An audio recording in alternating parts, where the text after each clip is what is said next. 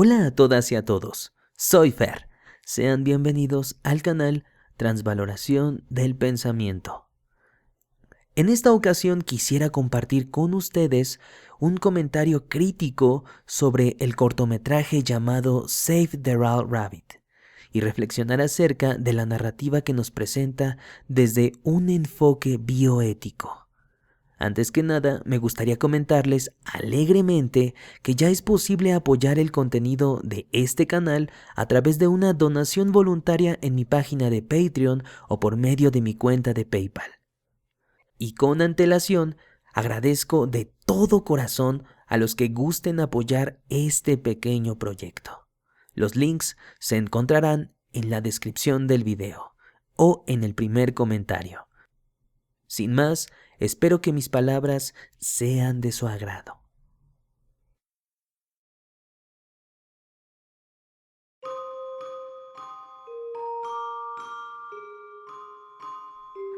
Save the Ralph Rabbit o Salva al Conejo Ralph es un cortometraje que ha aparecido con un mensaje necesario para esta época. Esto es, con la finalidad de producir una reflexión acerca del uso que la humanidad tiene respecto de la vida de otras especies animales para fines experimentales en el área cosmética, o ilusoriamente llamada área de la belleza. Tal parece ser que muchas cosas se han sacrificado por esta supuesta belleza, entre ellas las vidas de otras especies. Y quiero señalar que no solamente hay que referirnos a las vidas de otras especies en términos de comienzo y finalidad biológica, ya que este sacrificio refiere también a una manera en la que se somete a vivir. Pues dichas especies, a la mano de experimentaciones de este tipo, viven en un sistema de tortura constante. Su día a día es irritabilidad fisiológica y ardor perpetuo. Sus horas vitales no solo son encierro, sueño y alimentación precaria, también son dolor físico, experimentación y trato nada ético.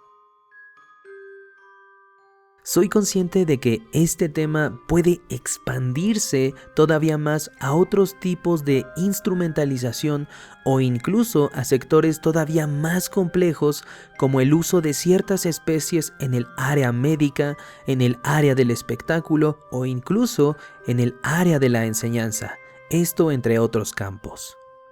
Sin embargo, es menester dejar en claro que la instrumentalización de otras especies es un acto arbitrario e infundado éticamente, que está sujeto a dinámicas de explotación claramente creadas histórica y culturalmente por las relaciones sociales. No obstante, en tanto que seres humanos tenemos la capacidad de ser autocríticos y repensar el producto de nuestras configuraciones históricas, ya sea para perpetuarlas o para cambiarlas transgresivamente.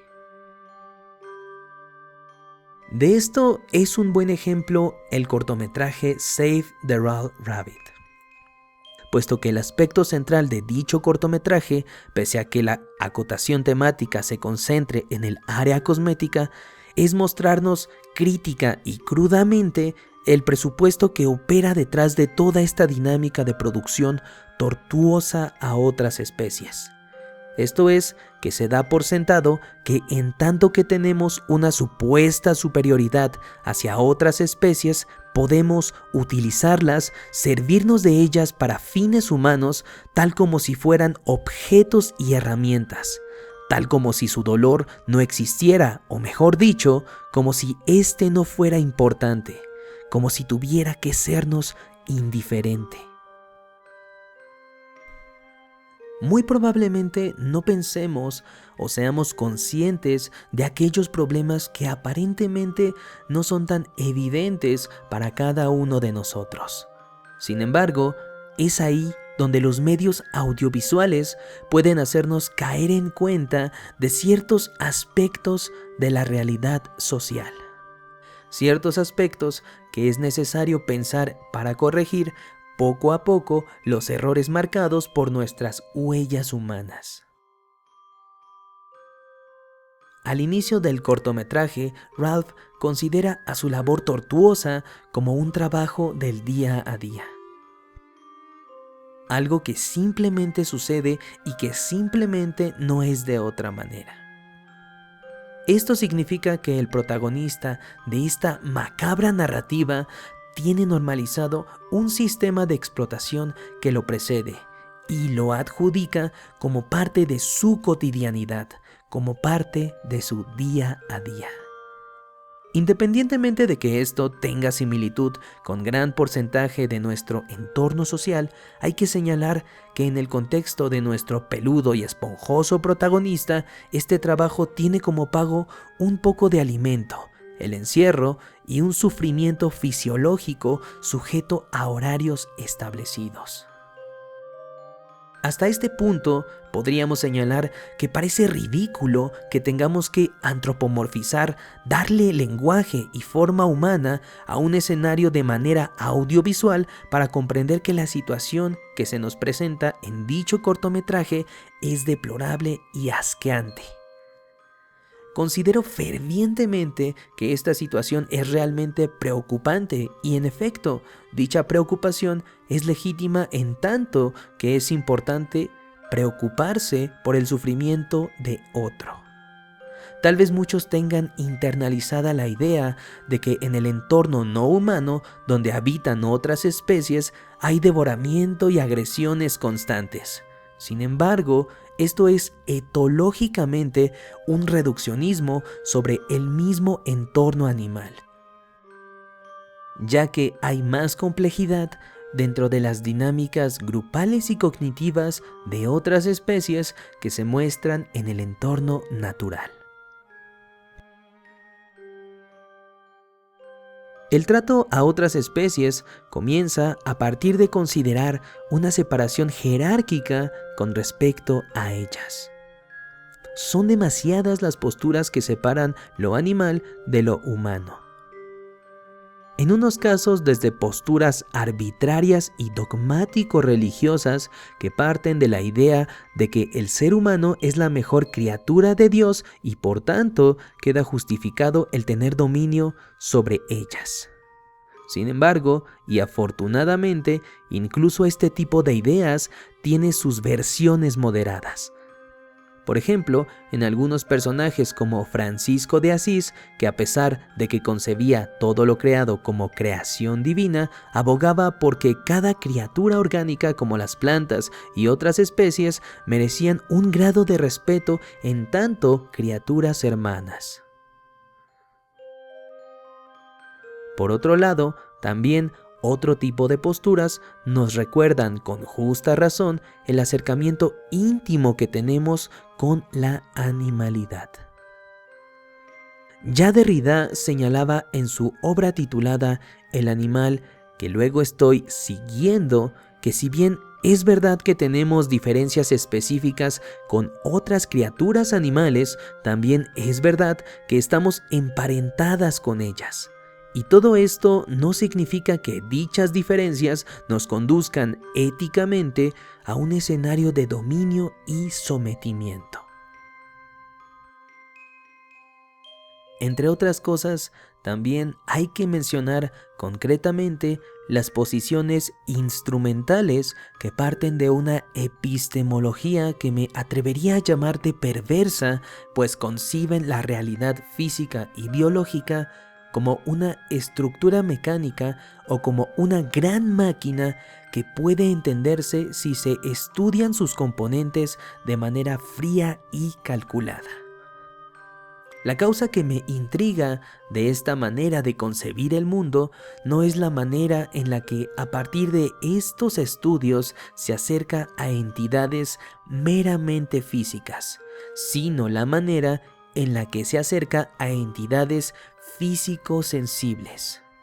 Por ejemplo, las consecuencias producidas por esta base ha conducido a algunos a concebir a las criaturas inmersas entre ese escenario físico sensible y orgánico como criaturas maquinales que podemos estudiar como si de objetos se tratara.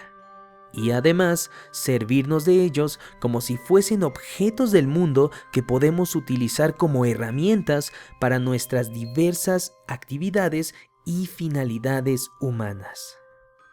Salven al conejo Ralph es un ejemplo de esta dinámica epistemológica e instrumental. De hecho, de estas ideas también partieron algunos pensamientos y prácticas de los primeros científicos experimentales que se sirvieron de animales para hacer uso de ellos. Estos consideraban que dado que un animal es algo semejante a una máquina, estos no podrían percatarse del sufrimiento, incluso aun si reaccionaran fisiológicamente ante un efecto agresivo o aversivo. Rosenfield, en su texto From Beast Machine to Man Machine, señaló que de los primeros científicos en experimentación animal consideraban a otras especies como máquinas libres de dolor, pues partían de la creencia, a partir de su postura mecanicista, que aunque algunos animales como los perros fuesen azotados o pateados y tuviesen una reacción como manifestar un chillido o un movimiento brusco, para ellos esto no significaba que estos animales sufrieran, sino que esta reacción era comparable con el sonido que hacía el resorte de un reloj al ser accionado. Incluso este tipo de científicos se burlaba de aquellos colegas que sentían compasión o preocupación por esos animales de experimentación, puesto que era como sentir compasión por una máquina, un reloj, tal como hemos mencionado, o un objeto del mundo natural como una roca. Es de esta manera que para los autores de estos experimentos producir tales efectos no podría considerarse un efecto de crueldad en algún sentido.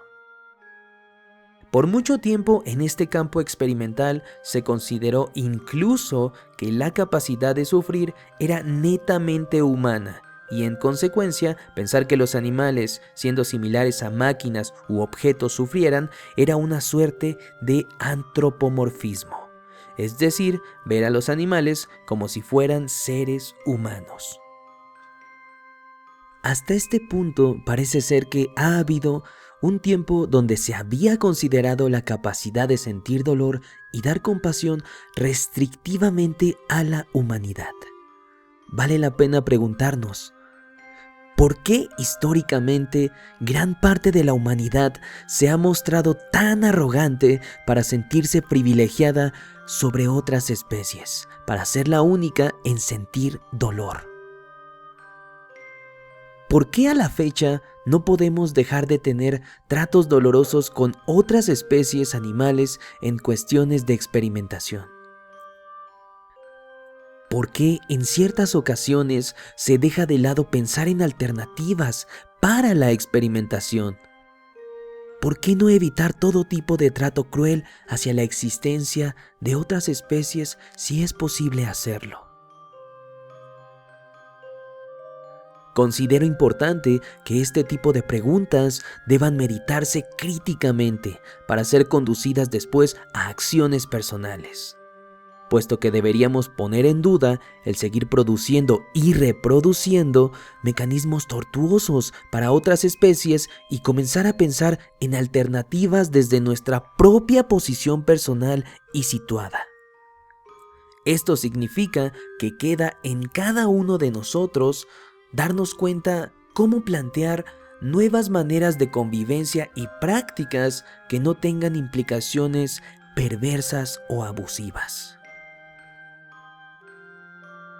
Por otro lado, resulta curioso, pero con nuestro supuesto gran intelecto hemos bestializado más a las que mal nombramos ya como bestias.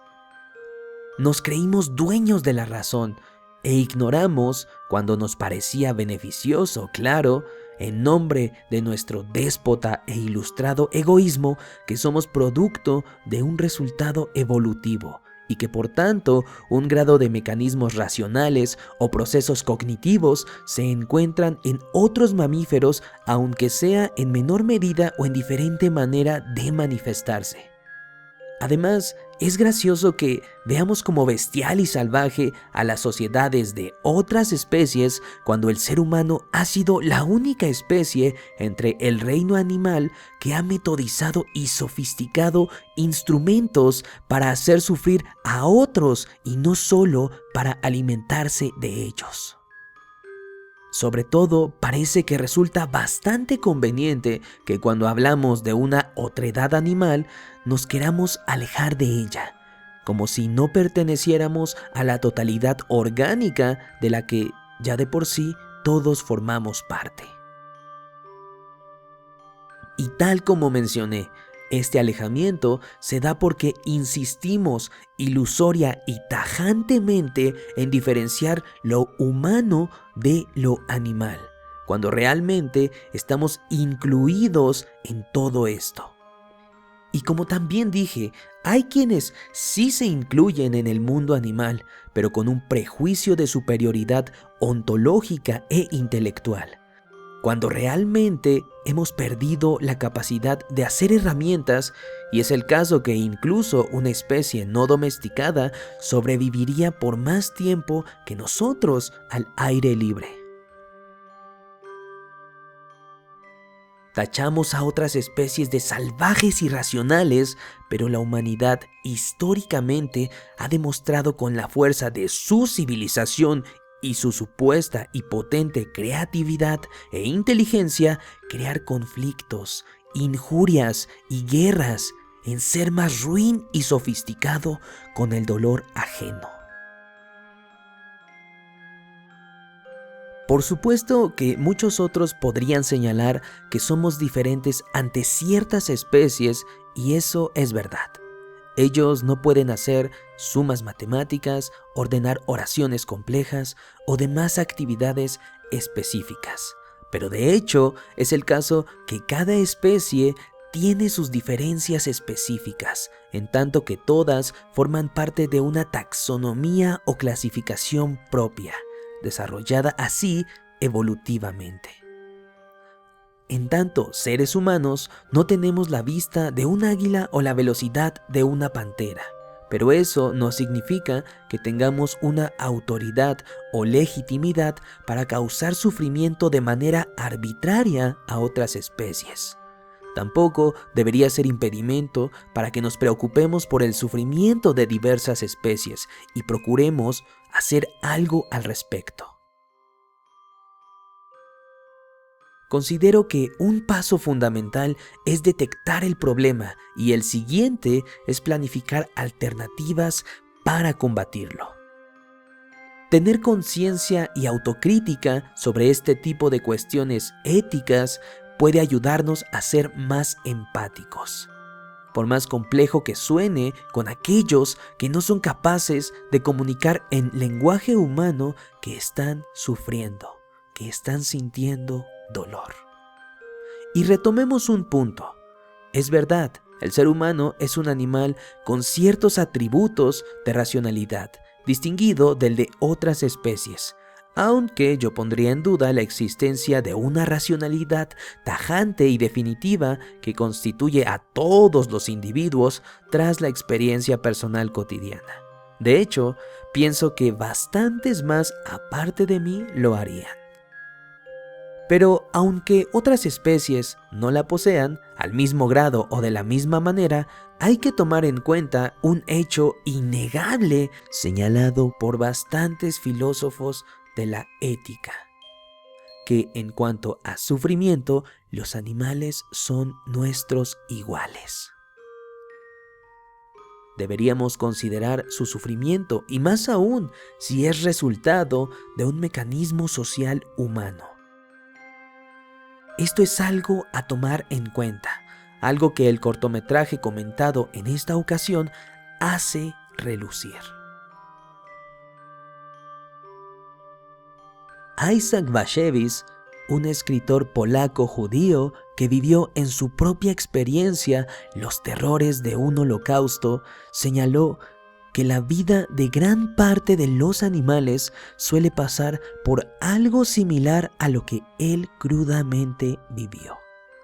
Esto es, reducirse existencialmente a estar condenado a vivir en un campo de concentración, un ambiente de encierro con un trato precario para pasar sus últimos días tortuosos en las filas del exterminio. Reitero, este señalamiento debería hacernos considerar el tipo de mecanismos o prácticas humanas que suelen intervenir de manera perjudicial en otras especies. ¿El valor de los animales se debe reducir a un valor de uso? ¿No será permisible que ellos sean seres que debe tenérseles en cuenta en nuestra consideración moral en tanto que se toma en cuenta su capacidad de sentir dolor? ¿Queda justificada tajantemente la crueldad hacia ellos? ¿La existencia de los animales de otras especies se reducirá a la de meras cosas que carecen de valor alguno? Y de ser el caso, ¿es por ello que los animales no son considerados en el trato ético de ciertas prácticas humanas?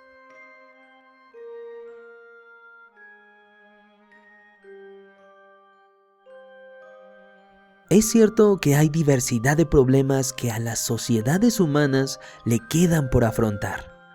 En consecuencia, ningún problema debería ser perdido de vista o minimizado.